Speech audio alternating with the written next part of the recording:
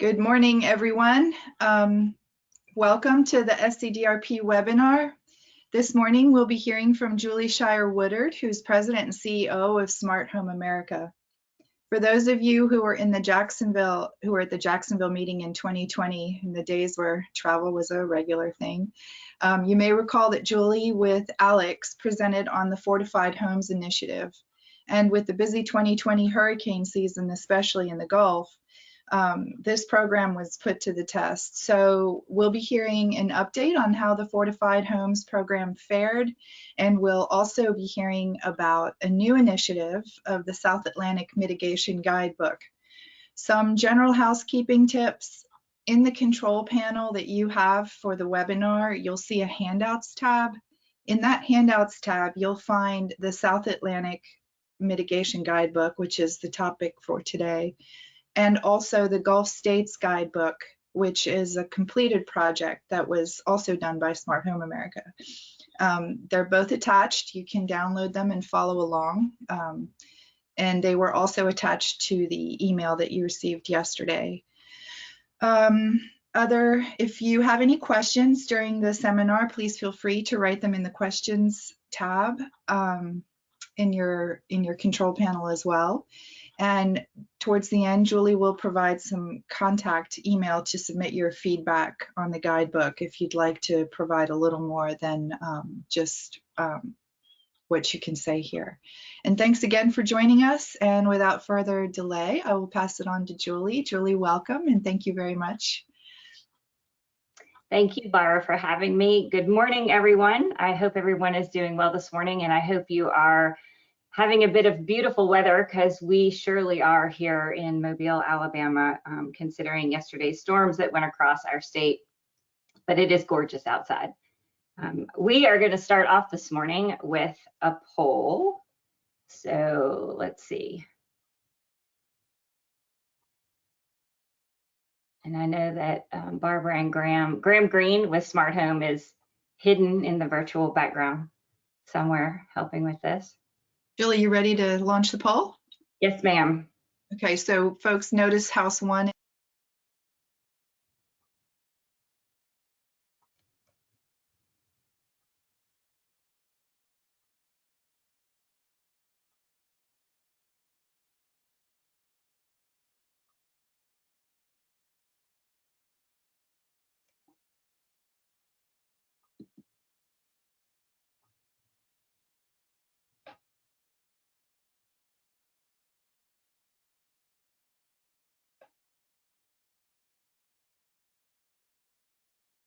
Julie, you can comment if you want. Oh, I didn't know if it was or not. Thanks. Okay, so obviously we all want to be in the house that doesn't have the blue tarps after any significant event. So a lot of what we are going to talk about today is how the Fortified Home program, which is just a construction method, fared after Hurricane Sally, because it was the largest test of fortified designated structures, both commercial and homes. So I'm just going to give you a little background on some things we know, and then about Smart Home for those of you who've not seen me present. For those of you who have, hopefully your memory's like mine since the last year, and you won't have gone, oh, I've already seen this. So we know, oh, I have to click on the screen.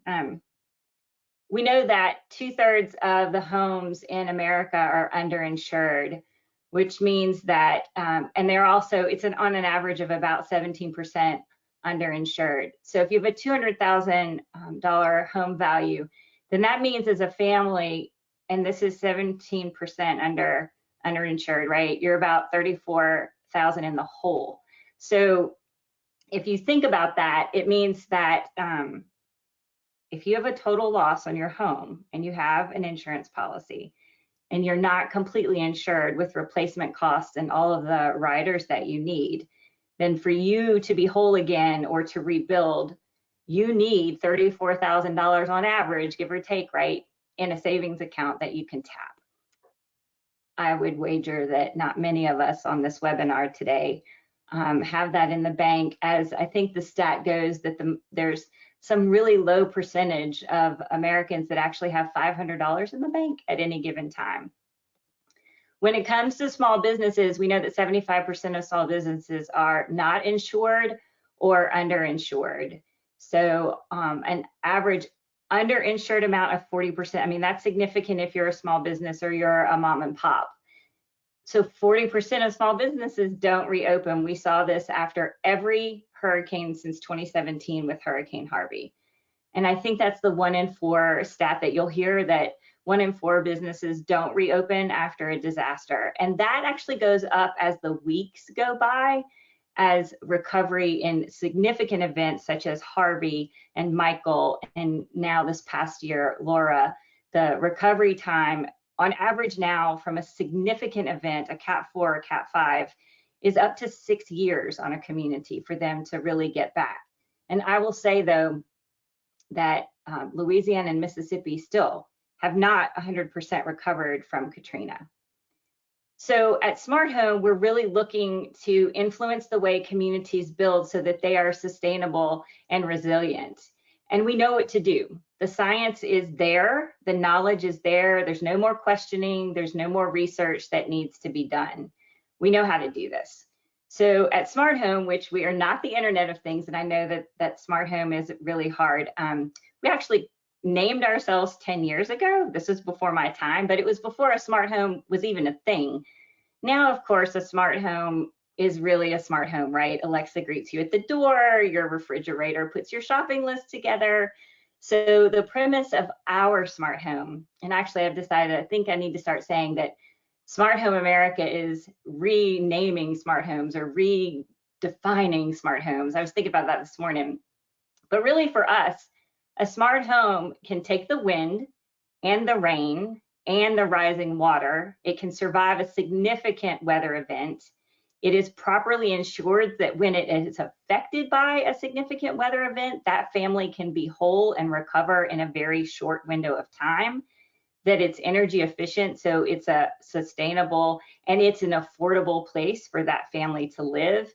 And then at the end of all of that, if you can get everything wired that it talks to you and talks for you and shops for you, then that is fantastic.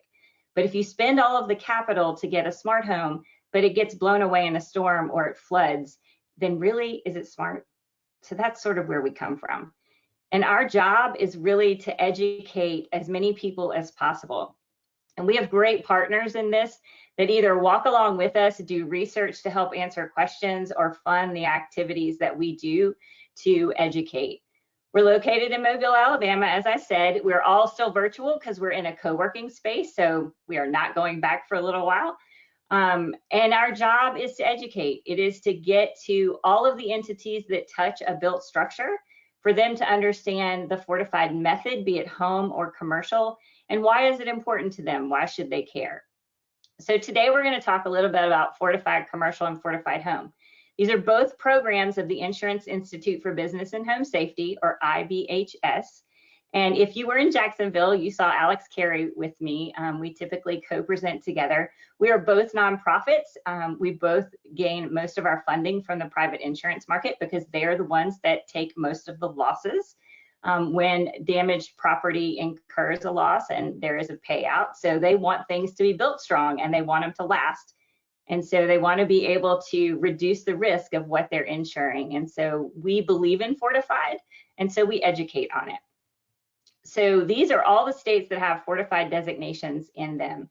And you'll see that Alabama leads the nation. And part of that is because we started talking about this 10 years ago, and we started promoting it 10 years ago. And there's a slide later that will explain why, and I'll come back to that. So let's talk about fortified just in general. And I will be full disclosure here.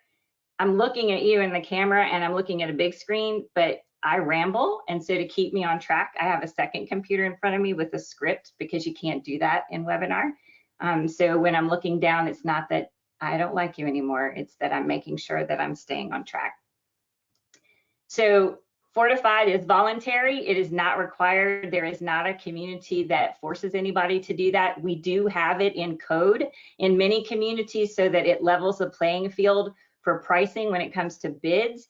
But homeowners are not required to get the designation. That is a voluntary thing. If in Alabama they don't get the designation, then they don't qualify for the insurance savings that are pretty significant. The significance of Fortified is that the insurance industry writes risk. So they're a for-profit business, they are not a nonprofit, and they have to look at an area and decide how many policies are they going to write in that area and what is that risk that they are going to write, and they have to balance that. And anybody that lives in a coastal state has probably experienced or knows someone who has experienced where after a really bad event, you're dropped, right? Your insurance is dropped or your premiums go up. And that is that balancing of making sure that that risk is balanced.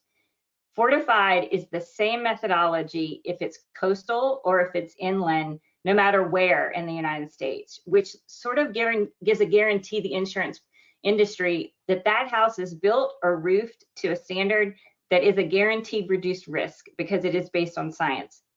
Building codes are not consistently enforced anywhere, and you can live in a county and then next door there's no building code. And so that was sort of the premise of Fortified, was how do we come up with something that incentivizes homeowners to actually think about their risk and do something to that property so that we know that that structure is a reduced risk.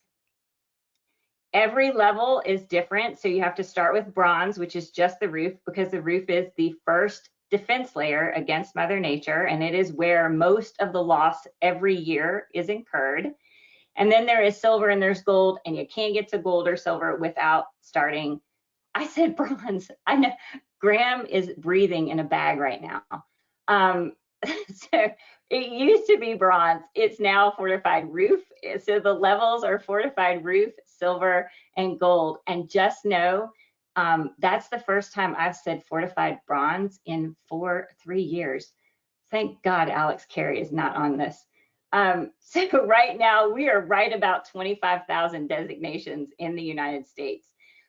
And I can tell you there's about 1,000 in the hopper at IBHS to go through the audit process in order to be designated. Okay, so we know that the roof damage every year is where most of the loss on any property comes. It is that first level of defense in a home. Roofs are a lot of the time the last thing that is considered. They're not very a lot of jurisdictions don't require roof permits to be pulled, and licensure doesn't happen between roofers. A lot of states don't have roofers as licensed contractors. I can come to your state in most cases with a bucket of nails and a hammer, and I can roof your house, and that's legal. And so that is one of the largest risks that we see with damage. You think about your roof, the moment those shingles go on, it's taking a beating with the sun and the heat and the cold and the rain and the high wind. And so it's taking wear and tear. And with each event, right, it's going through that degradation. So then over time, when you really get something significant, that's when the shingle loss and that covering loss happens and that water comes in. So we know from the research, now this is like 25 years of research and ground truthing, that 60% of the rain that hits your roof after you've lost your covering, so that would be your shingles or your tin, whatever it is, 60% of that water gets in, and that is what it does in that picture, right? It gets in through the decking, it saturates the insulation, and it collapses the sheetrock. We know that with Fortified, 90% of that stays out. So what happens to that 5%? It's just minor water that gets in where there was either an insulation issue, or it comes in through your soffit vents, or it comes in through gable end vents if you have that. And it doesn't do damage though. It may get stuff wet, but it's not enough to collapse the roof and destroy everything else. So if you have a side-by-side, this was a test done, I was at this test, I think it was in 17. So one side is Fortified, the other is not. Very low winds, probably 65-mile-an-hour winds, start lifting those shingles. And then as that wind progresses and that water and deluge of rain is put on those structures, that is when you start seeing the loss that happens. So the house on the right, that little duplex on the right, you could walk in, I mean, I did, you walked in and you could sit on that furniture. The one on the left, when I walked in, in full transparency, that collapse of the ceiling happened probably about 20 or 30 minutes after everything was saturated. So, because we wouldn't have been allowed to go in there had it done that. But when we walked in after the rain was shut off, when you walked in, you went, I mean, you walked into totally saturated carpet. You could see everything was wet. So it works. Fortified works. So the keys to Fortified, which are really easy to remember because we do like this, you know, it's like nail it down, seal it up, lock it in. So it's nailing pattern, right? So the roof has to have a significant amount of nails for that deck to hold on. And so there's an increased nailing pattern, which is a little bit above code. But then where the water comes in, so your shingles blow off. Okay, when the water comes in is where your decking meets. It has to be able to contract and expand in weather. So the decking has to have a space there. And the water just pours in the decking. And that's what saturates the insulation, collapses the sheetrock, and then everything is wet. And that's when you see everything at the curb after a hurricane. And then the other main thing is locking in the starter of the roof, because what we've seen time and time again is that if the wind gets under that first layer and it pulls up that first layer, that's it. That's a domino effect. And so these three pretty minor steps make a huge difference when it comes to the resiliency of our property. So there are I have an entire a presentation on Fortified, which is way more technical, but really the high level is that the roof is the key. You have to get the roof done. It keeps the water out. That's the biggest loss every year for insurance, is water intrusion through the roof. Then you've got your opening protections. That's silver. So it's all the windows and doors and garage openings. Garage openings are very, very important, especially inland where there is tornadic episodes. Tornado damage is pretty significant when you've lost that garage door and the structure pressurizes. So garage doors are super, super important inland. They're important on the coast too, but inland it's a significant breach in your envelope when you lose that garage door. And then gold is the load path. So that means your roof is tied to your walls are tied to your foundation, and that foundation is anchored. So the structure itself can take the pull and push of the pressure of a hurricane or a low-level tornado and stay intact. It's a lot, sorry. So Hurricane Sally, everybody's been waiting on us to have a hurricane since Ivan, actually. So Hurricane Sally hit, and I really didn't know this until we were going back through this. I mean, I knew it, but you just forget these things. Hurricane Sally hit 16 years to the day of Hurricane Ivan here in the Gulf, the Gulf of Mexico, in Alabama, right? So why does Smart Home exist? Hurricane Ivan and Katrina. We got hit with Ivan. 11 months later, we got Katrina, along with Louisiana and Mississippi. Now, we didn't get an eighth of the damage that Mississippi and Louisiana suffered with Katrina, but the southern part of our county was hit hard by Katrina. So it was in that moment that thought leaders in the community came together and said, okay, we got hit by Ivan and we rebuilt the same exact way. 11 months later, we got hit by Katrina. Well, that didn't work very well, did it? Because what we rebuilt took the same kind of damage. This is insanity. How do we break this? And they went out and they found Fortified. And it was at the beginning of really a fortified home. And so over time, the last 11 years, because of the research and because of how we've seen it perform, we said, okay, this is the answer. And this is the way that we need to build now and after destruction from an event. And so that is what we've been doing for a very long time. And we talk about this and support our partners in 9 states. So everybody that's on this call, we're probably, well, I won't say that. We're in 9 states though, and that's our job, is to come and talk to everybody that touches that built structure about what Fortified is and how it works. These are all the structures, all those little black dots are designated structures that withstood Sally. So let's talk about Sally for a minute. Hurricane Laura happened before Sally. It was a Cat 4. That was a pretty, I mean, that's a really bad. Hurricane Michael was a 4 and then got upgraded to a 5. Harvey, I mean, so you have the pictures in your head of all of that. This was only a Cat 2, but it was a Cat 2 that moved at 3 to 4 miles an hour. So if you're getting 130-mile-an-hour gusts and you're in that eye wall, so a lot of those structures were in the eye wall for 8 hours. 8 hours we had structures, both commercial and home, in the eye wall for 8 hours because of the ridiculously slow moving path of the storm. So we saw damage levels that we really shouldn't have seen had it been a fast moving, which we're all used to, a fast moving Cat 2. But because it moved so excruciatingly slow, we had widespread damage because of that. So we had neighborhoods, however, that were really great examples of where Fortified worked and Fortified didn't.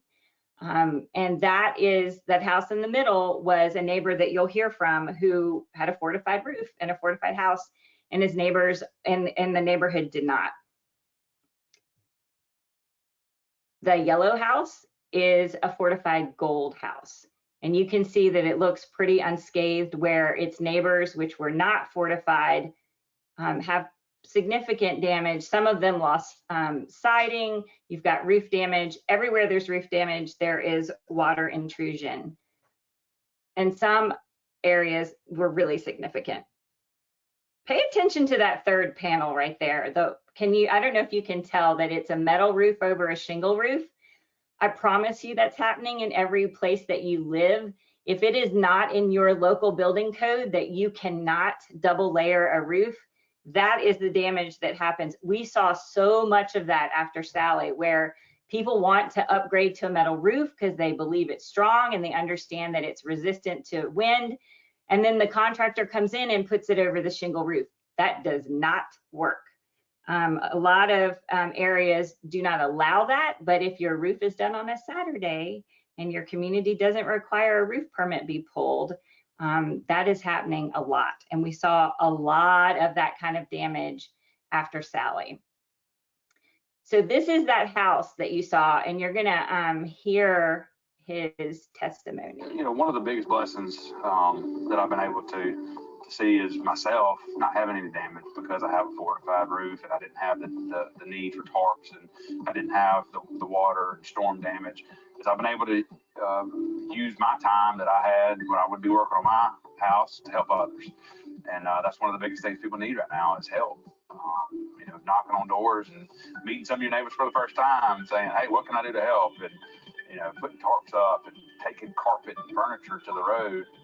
I've been able to, me and my family, we've been able to help others out because we didn't have any damage. So definitely feel blessed.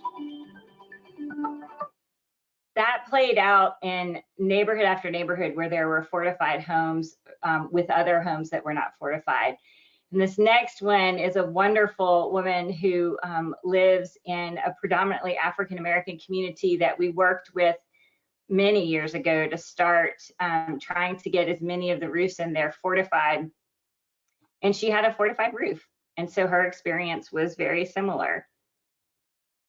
Oh no!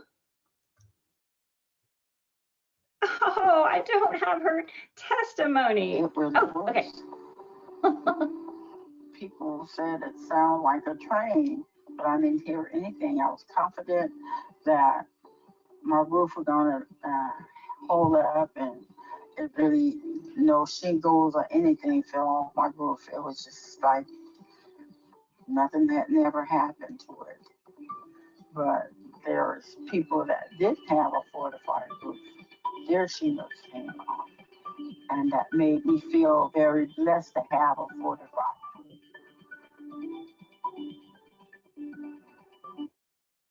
So we had approximately 19 commercial properties that went through Hurricane Sally.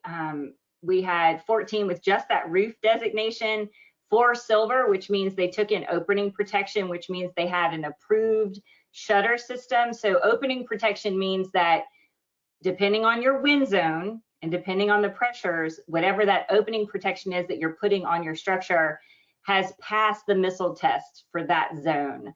And that allows you to get to silver. And then we have one gold, and you're going to hear from that gold in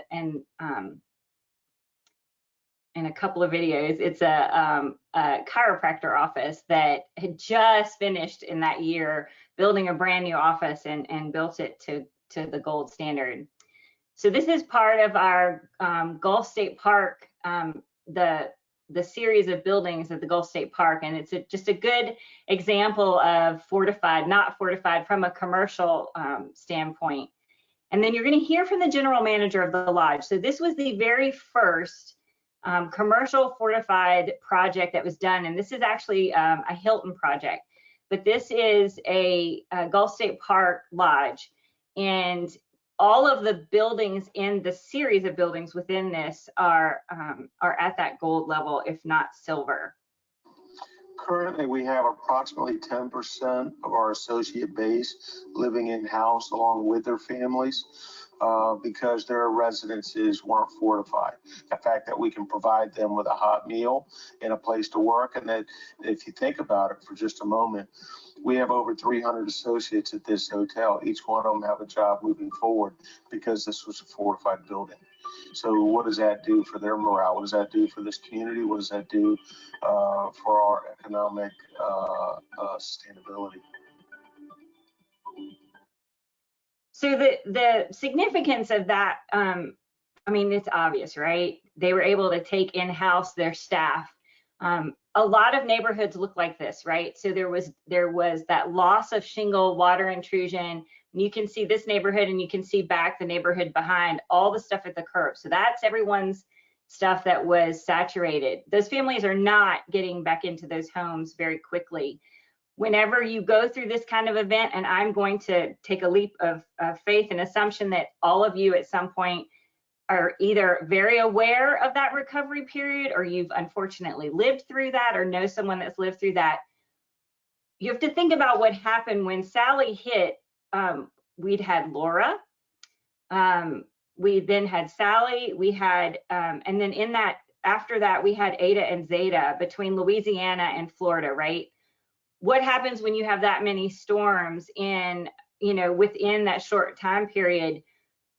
Contractor demand, supply.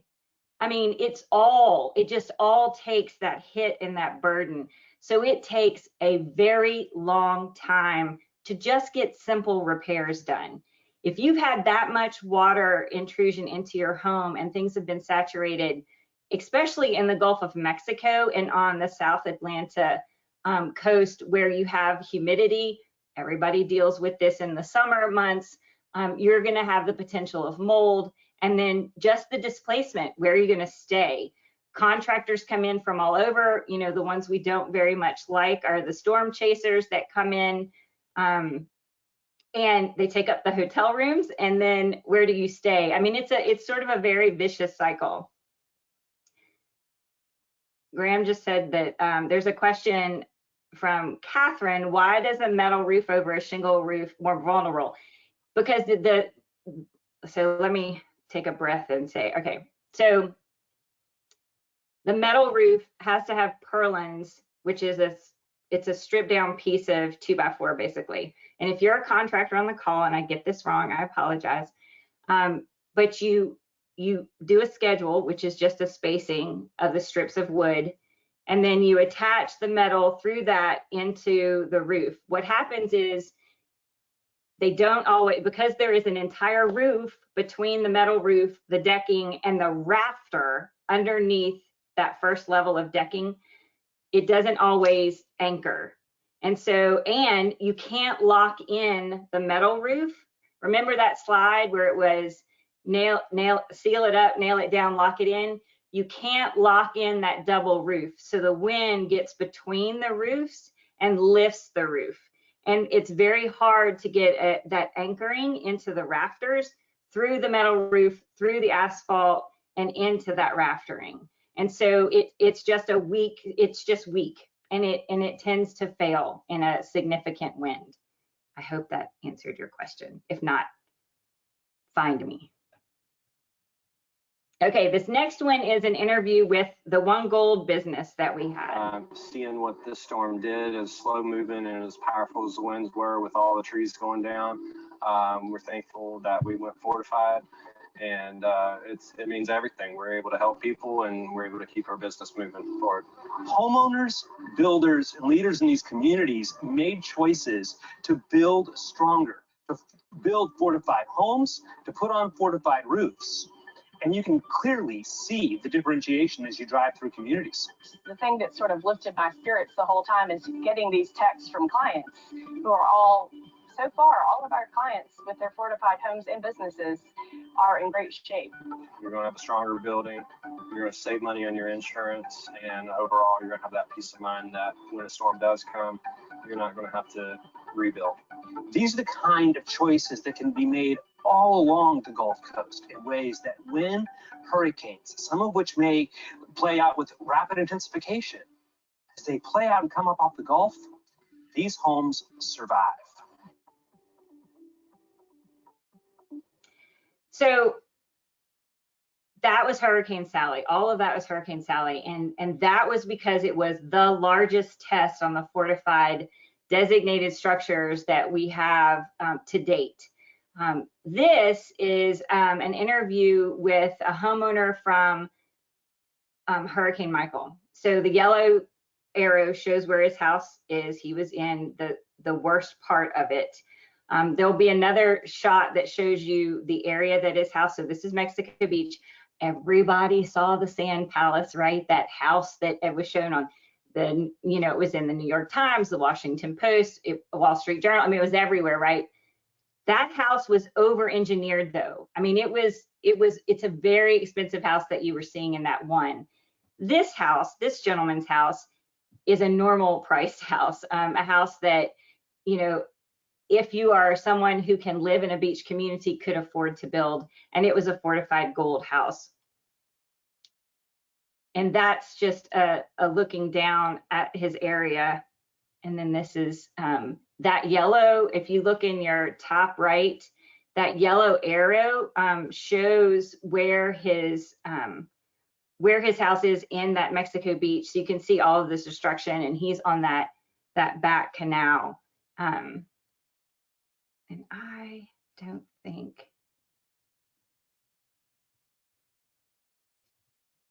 I don't know what's going on with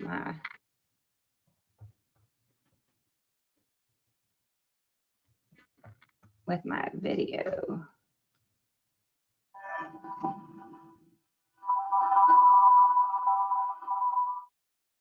We left the night before the storm, came back in at 10 o'clock the morning after the storm. And when we got in the house, the upstairs was perfect. We had some cracked windows, outer pane of the windows that were cracked, hurricane windows. But the beds were all still made, the pillows were still sitting on them, and we actually stayed here that night for the next couple of weeks, the night or the day after the storm, which other people were going through rubble, trying to find any keepsakes that they wanted, and here we are, just back in the house.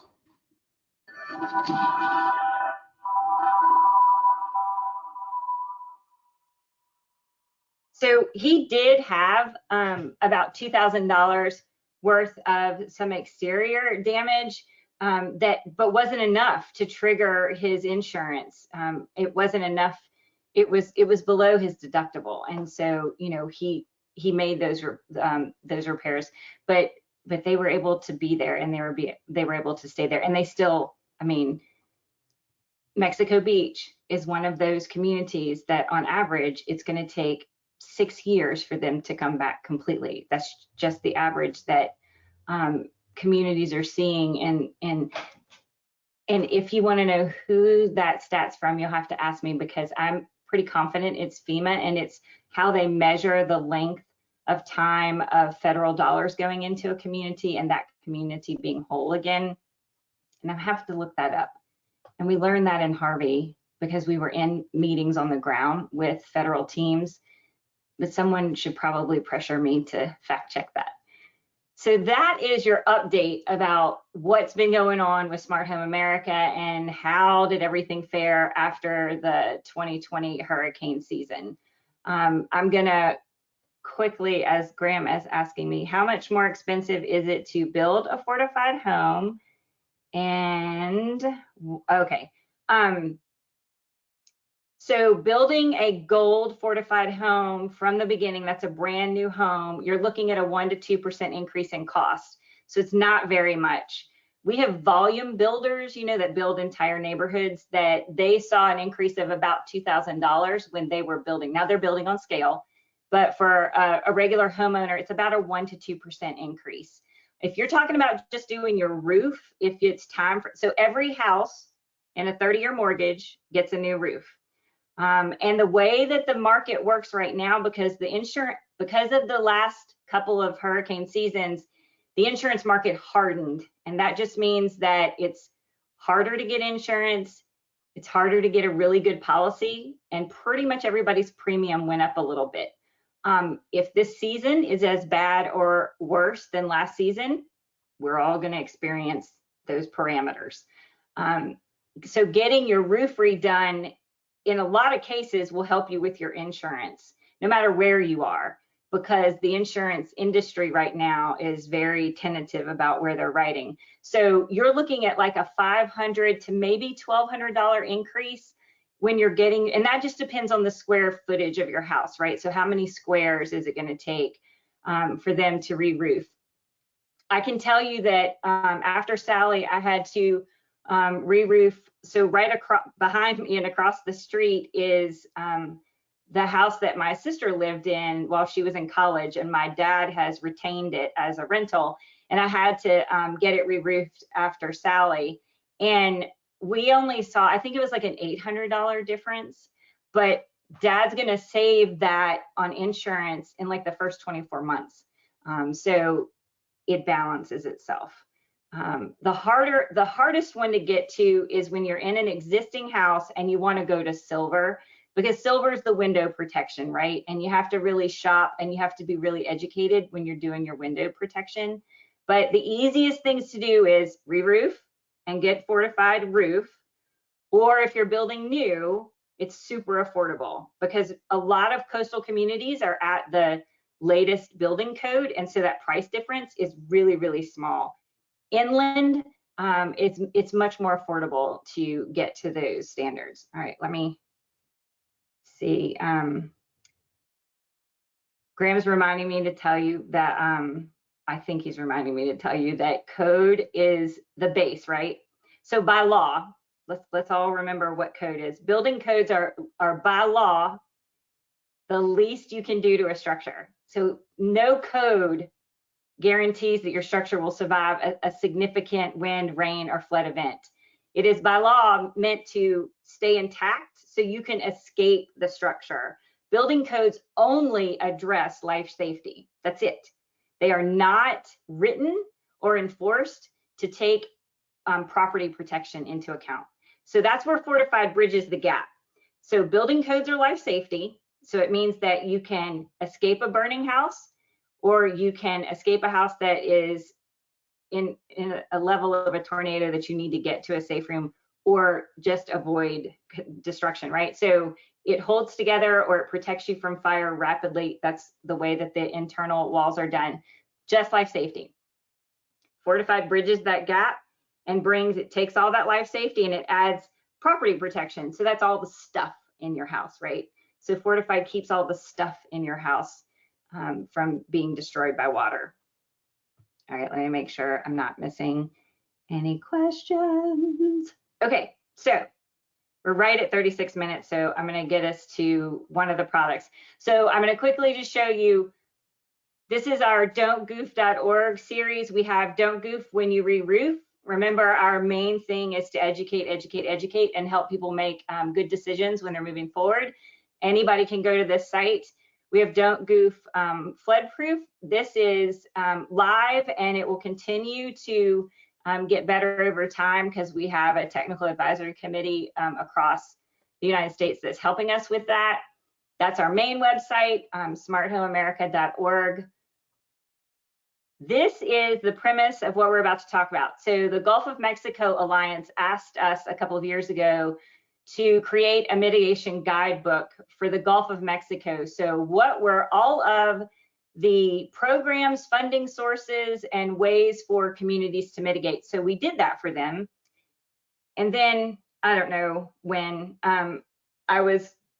maybe I was on a call, maybe we were on an SCDRP call, and it dawned on me, I was like, oh, this our stakeholder group in the South Atlantic is like ignored. They don't have anything like this. So I had the Smart Home team go out and see if there was anything like this mitigation guidebook that we'd done for the Gulf. And then I came to the team and I said, why don't we do one for everybody in SCDRP? Because like, why not, right? So they took this on. Well, you're the end group. You are the end users. And so the reason we are here today to talk to you is it's only as good if you can use it, right? So I have to understand from you, the end user, because it's really for practitioners, it's for all of us in the listserv. Does it have everything you need in it? So we are going to, big test on my part here, transition to the guide. And I'll come back. I'm going to tell you now that the email that I would love for you to send, either what we're missing or what you'd like to see changed, or did we get something wrong, is just info, I-N-F-O, at smarthomeamerica.org, and I'll show you that when we're done. But we're just gonna, I am literally just going to scroll through this and show you, ignore the, that is from the first project. So this is a draft. And these are all the states that we put in there. So I have a box on my screen that I can't totally see everything, but so these are all the states that we cover in this one, which we're calling the South Atlantic. We have a definitions page, and then we go by state. Let me see if I can reduce these so I can see y'all. So we do the national perspective. So we talk about all of the plans, practices, and funding sources for mitigation from a national perspective.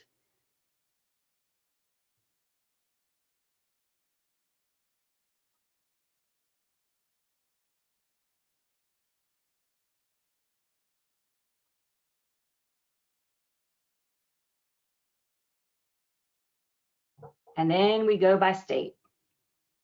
So we went through the same process we did with the Gulf of Mexico. We just researched and researched and researched to find out. And the premise of us researching, right, is if you're a homeowner or a practitioner, pretty much everybody's going to start out with a Google search, right? So what's out there? What's hidden? What do we not know? We reached out to state level entities to make sure that we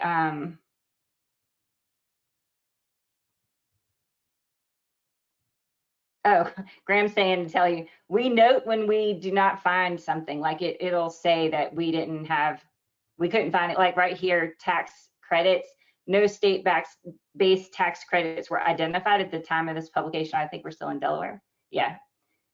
So a lot of, this is really, really, really what I'm asking your help for, right?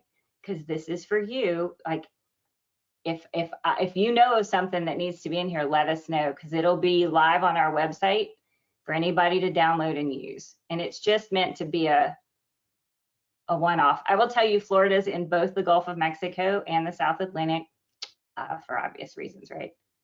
And of course, they have the most stuff. Georgia, I know I'm going fast. But you have a link. You've been sent a link. You have a link. We can get you a link. We just want to make sure that this is as thorough and accurate as possible. and it's still in draft form. So this is like, you know, the moment to update it. And we still update the Gulf of Mexico one too. Every so often, you know, something will pop up. It may be a temporary program, but it'll pop up and we'll update it and send it back out to the listserv. Because the Gulf of Mexico Alliance for me is the equivalent to SCDRP. It's both, all of us are practitioners working in this environment. So we put this one together. Nobody paid us to do this one. We put this one together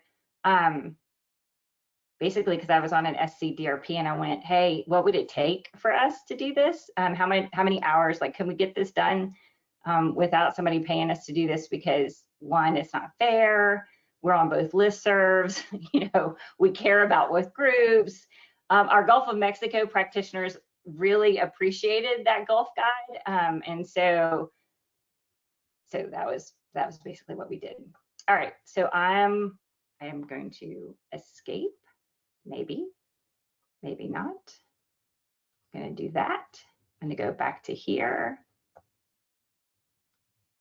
And I am going to go here. And that is the email address. I know we are all slammed and busy, and I don't know about y'all, but I mean, because we work in 9 states, I traveled a lot, and of course, nobody's traveled. But then everybody went home, right, to work from home. And then we all got like 6 times busier because we weren't on planes and on layovers and transferring from hotels to airports. So nothing slowed down for us in 2020. If not, it doubled and tripled. So I understand what I'm asking. I understand that I'm asking you to actually look at a multi-page PDF and give me your feedback, but it would be so very appreciated because we don't live and work in your states, and we want to make sure that we're accurately giving that information to all of us in the listserv to be able to reference.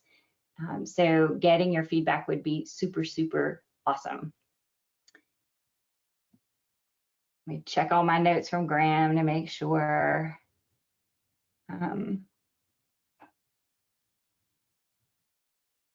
I think that's it, Barbara. Great, thank you, Julie. There was a question about the guidebook in here that says, does the guidebook have info about costs for different measures? No, it does not, but I'll tell you what's about to come out. So I've been on a task force that has been we can get you costs. So email, you can use the info at Smart Home, or you can email Graham, which is like the cracker, GRAHAM at smarthomeamerica.org, or Julie at smarthomeamerica.org. But we can get you some cost.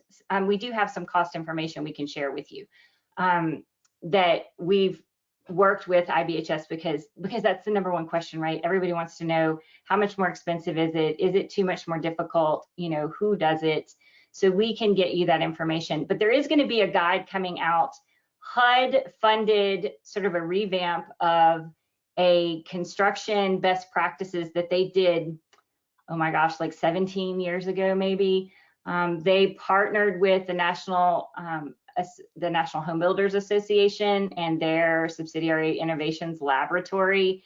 And then there were a bunch of us that were asked to be on a task group to basically build this guidebook from a water and wind perspective. And it is a best practices for resilience. So the guide is it's going to be basically from HUD saying that, you know, if you're building, these are the best practices to be resilient against wind and water. And it does have sort of a cost.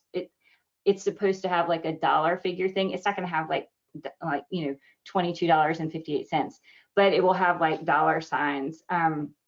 Graham, just unmute yourself and whatever you're saying, because I can't keep up.